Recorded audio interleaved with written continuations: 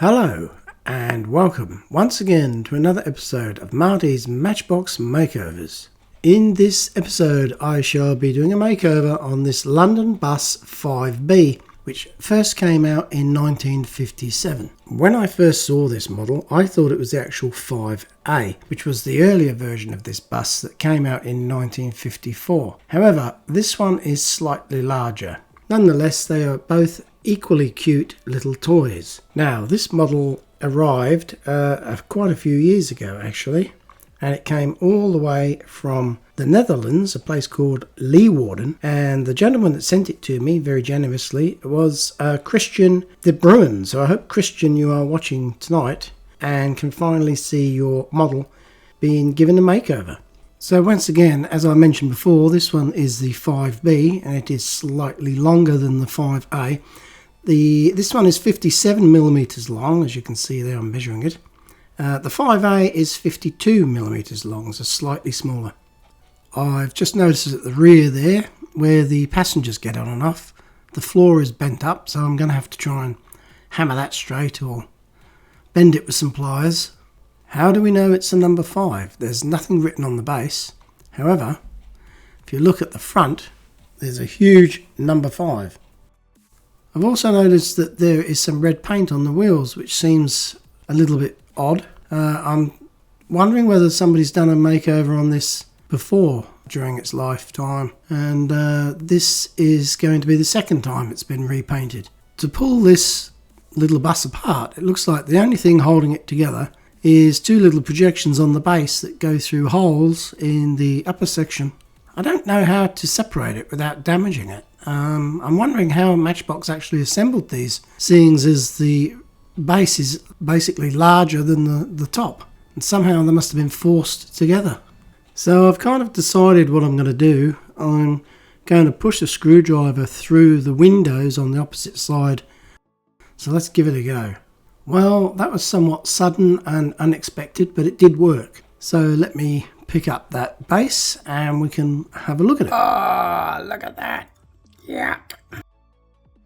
It's pretty gross. There is some kind of spiderweb cocoon thing hugging the base that could have been there recently or 20, 30 years ago, 50 years ago, who knows. And it looks pretty yuck. So I hope you're not eating at the moment, but I'm just giving you a close-up of that mass and what it is that I've got to remove. So I'm thinking I don't want to touch it, so I'll just scrape it off with my screwdriver and see how I go.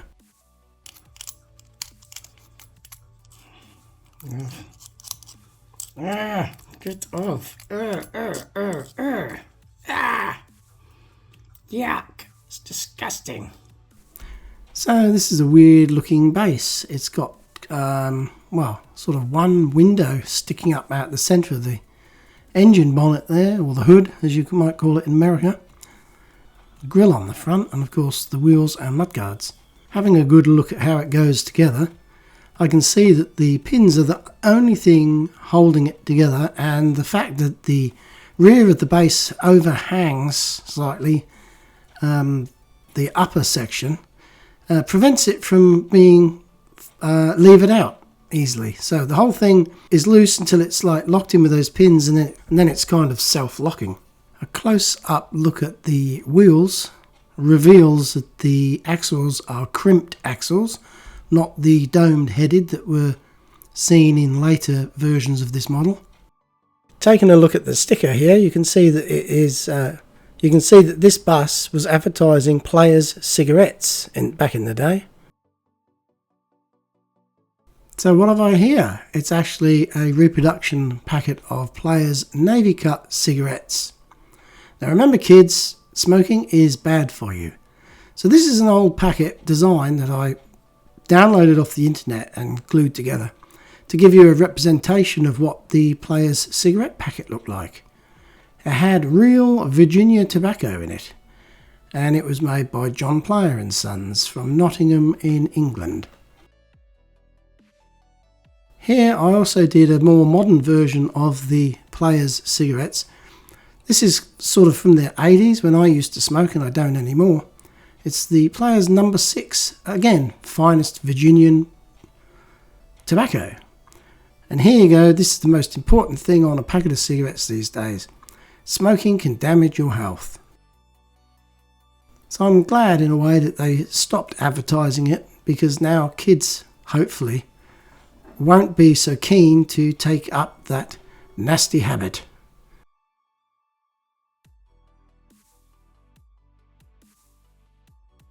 The only way I've decided to do these axles is to cut them off and replace them with replacements.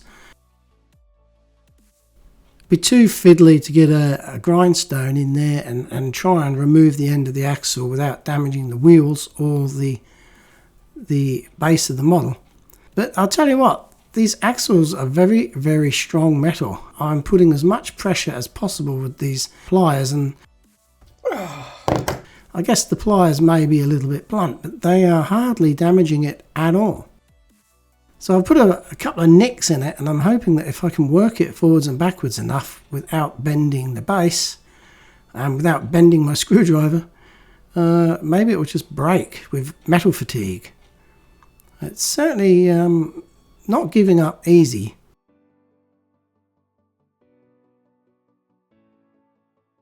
So I grab another smaller set of pliers that I've got. Maybe they're a little bit sharper. And indeed, they did tend to cut through a little bit easier than the larger pliers. So that's pretty good. I'm heading in the right direction here. I want to take these out, get the axle stubs out of the wheels, clean the wheels up of course, and find some replacement axles. Might be easier said than done.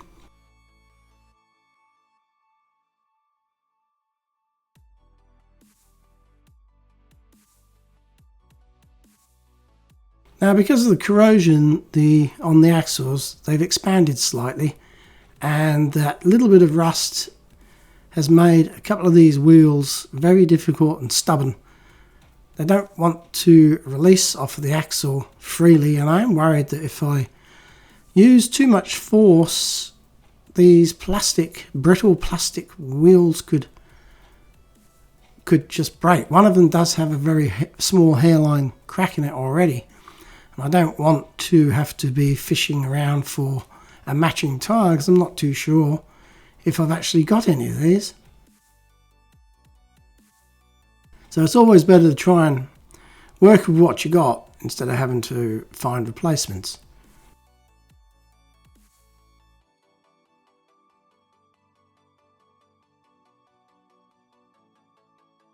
A couple of the wheels came off relatively easily, but the other two are jammed in, so I'm going to have to use my axle separation system, which is a rubber washer type thing mounted on a little wooden block, and basically I can sit the tyre there and whack the axle through just to free it up. This is my own invention, by the way, and feel free to make your own if you feel that you might need one in the future. So the idea of the rubber washer is to prevent the wheel from being shocked and damaged and break during the process of hammering out the rusty axle. So that was one, and just to show you again how it works, there you go, one strike and the job is done. I'm happy with that.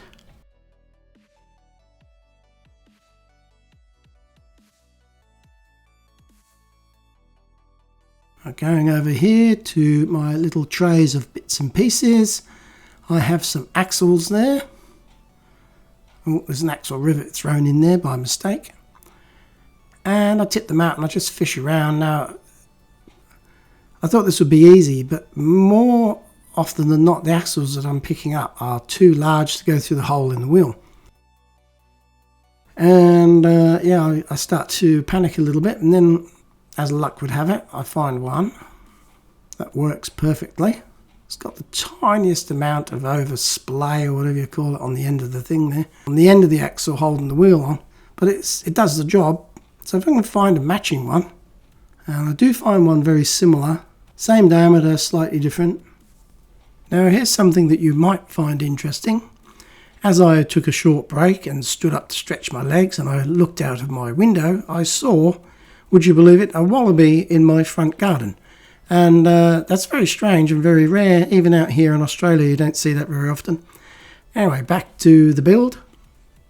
So what I'm contemplating now is the fact that I could probably put this model back together before I painted it, and that way there would be no damage caused to the paint finish whilst I'm stuffing around trying to get that base back on.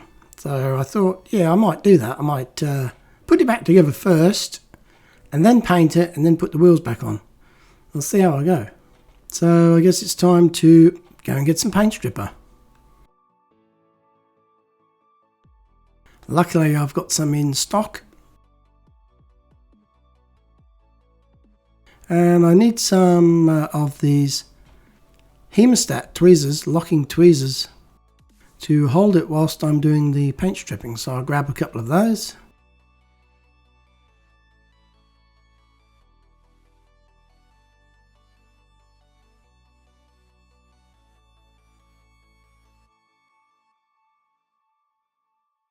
Sometimes it's awkward to find a part of the model that is not going to be painted, because that's where you want to hold it with these hemostats. Otherwise, when it's put back together, you'll have a bare space on it where you remove the tweezers off the model, and obviously it wouldn't have been painted.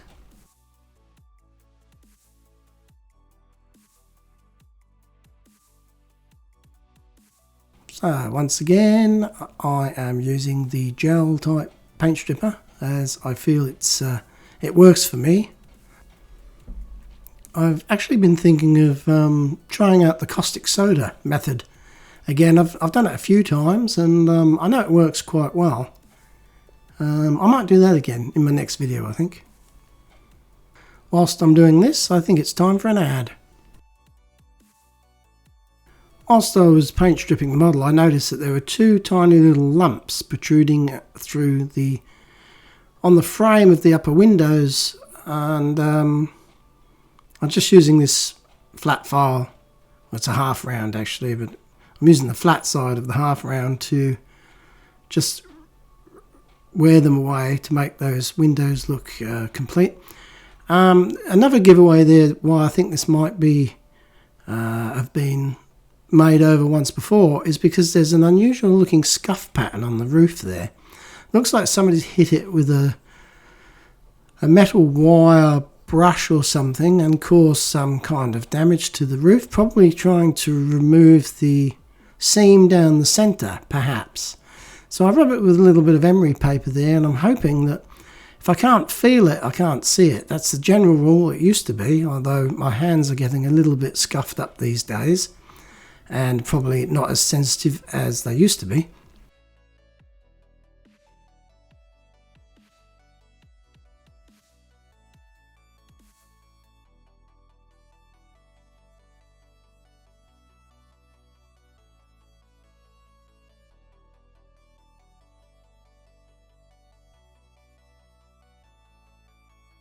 I'm also looking at the bend on the back of the base there. I've got to straighten that out.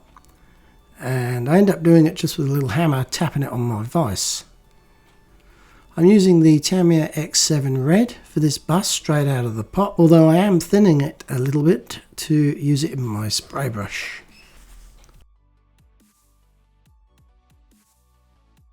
Now some of you may have noticed that I've changed the plan. I am now, I actually forgot I was going to put it back together before I painted it. And because I'm going through the usual steps, and it was only afterwards I thought, oh, that was silly, I was supposed to put it together first, so it wasn't quite as I planned.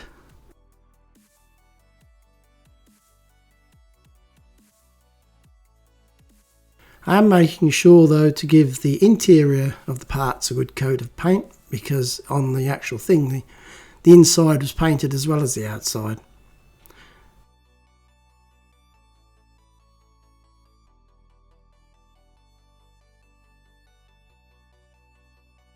These magnetic clamps, sometimes I have them clipped on a bar in the spray booth, but they're quite versatile. You can use them as a temporary stand as well. I haven't done this for a long time. I'm going to use some brake fluid and some cotton buds to try and get that paint off of the wheels. I've got this little wheel cleaning rig, just a block of wood with some little nails hammered in and the head's cut off.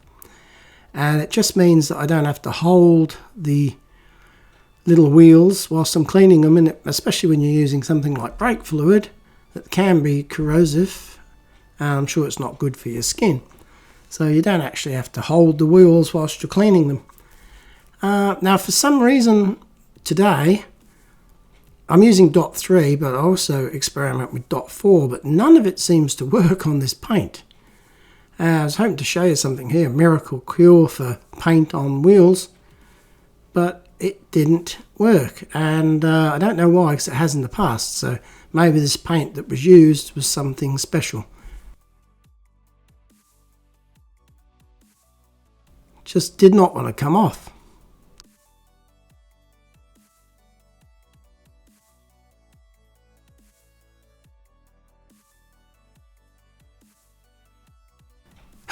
So I gave up with the brake fluid, and instead I thought I'd just give these wheels a freshen up with a coat of this special blend of grey that I've made, which matches the original colour of the grey that Matchbox used. And I'm nearly running out of it. I'll have to make up some more. It's just like a wash really. It's quite thin, but it's just the right colour to paint these wheels. Looks a bit light, but as you probably know, when paint dries out it goes one shade darker or thereabouts, so they will look pretty good. And it's a lot quicker than stuffing around trying to get the paint off with brake fluid that obviously doesn't always work. So here's the wheels after I've painted them, and I'm putting them now back on the model. Again, this was all not in my original plan. I was going to do this last and I just got swept away by it all and lost my train of thought. But how I put these on is, as I said when I was cutting them off, the end of the axle is quite difficult to replicate. The only way I've managed to work out how to do it at the moment is with these modified locking pliers that I've ground the jaws down so they're smooth, and they flatten the end of the axles quite well. Do need a fair grip on them though to make them close.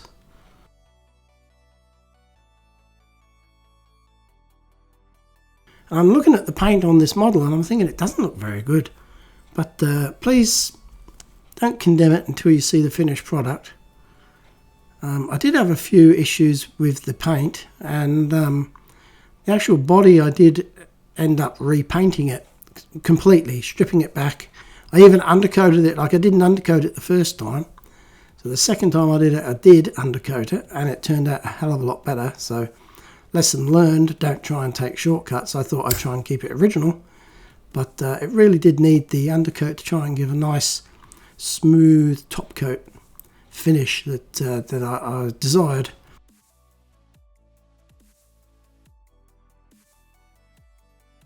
Anyway, there's a close-up of the axles. You can see they look a little bit ordinary at the moment. They're quite fat and chunky, and they've got a jagged edge on the end. So I do have to grind them down and finish them off with a small file. So here I am now showing you that I'm about to paint the model again for a second time, because, like I said before, I'd forgotten to put it together before I painted it. And I'm hoping more than anything that the paint dries, and when I reassemble it I don't leave any fingerprints or damage the paint. So what I've done, it's a beautiful sunny day today here, I've made this little miniature greenhouse to try and bake the paint on, and it actually worked quite well, so I'll be doing that from now on as long as the sun is shining.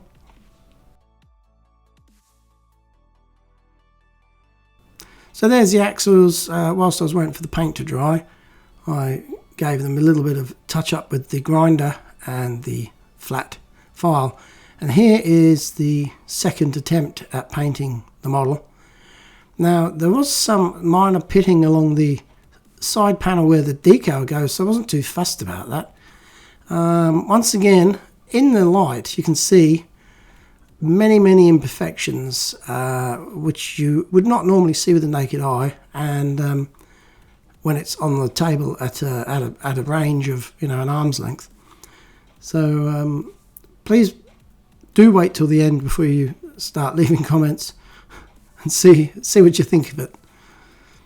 But trying to get this back together without chipping the paint or damaging it was I was suffering from anxiety doing this. I thought, how am I going to do it?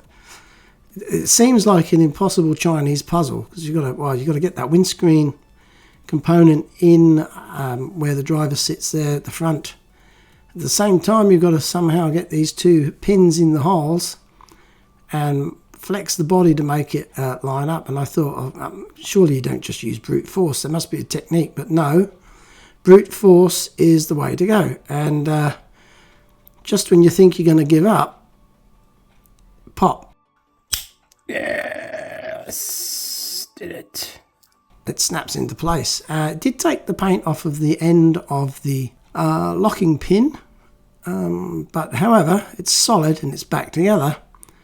And when I was looking at this, I was thinking, you know what, I'm going to give it a quick dust over with the Tamiya high gloss varnish out of the can.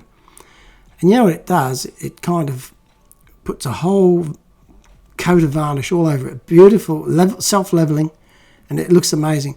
But before I did that, I had to paint the lower sills of the windows there, because the paint did not quite cover them as thickly as I would have liked. So I ended up painting those with a paintbrush.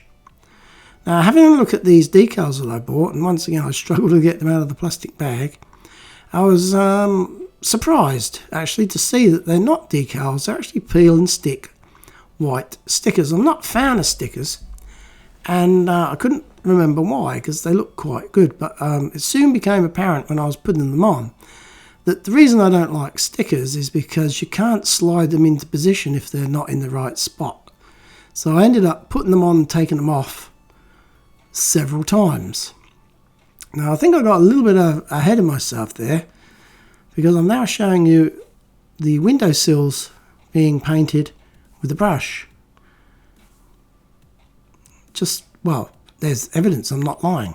And I put a little dot in there. So this is all before the varnish went on. And the varnish made a heap of difference, as you'll see at the end. So to put these stickers on, well, I put them on, took them off, put them on, took them off. And it was quite annoying and time consuming, but I got there in the end. So here is a glimpse of what we started with. Pretty ordinary looking model bus, and this is what it looks like now that it's finished. And I also painted the front grille, because I read in a encyclopedia of Matchbox vehicles that I've got that these actually came out with a silver grille, and I did notice that this one didn't have a silver grille, again pointing towards the fact that maybe this had been repainted before. So this will now go into the fleet of buses in my collection, and it's very welcome. I do love it, and I hope you've enjoyed this presentation.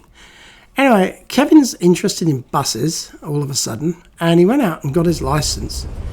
And he said he'd do me a favour. I was going to go down to the Pig and Whistle tonight and have a couple of pints of Bishop's Finger. And he said he'd give me a lift down there, which I thought was pretty decent of him. So I hope I get there, 'cause it's going to be full on tonight. It's Friday night, and they're having like half-price cocktails, and it should be a good night out. So can't wait to get there.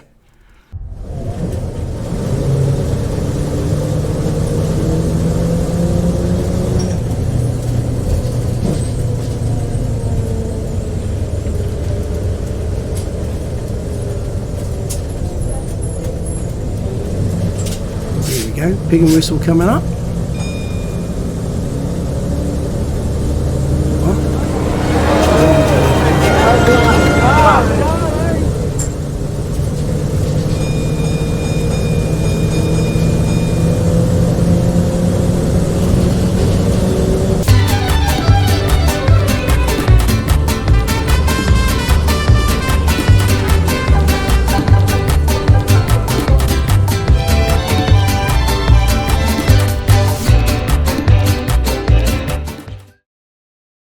I hope you've enjoyed this episode of Marty's Matchbox Makeovers.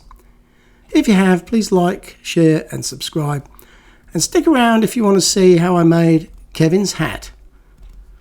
Thank you for watching, and until next time, goodbye.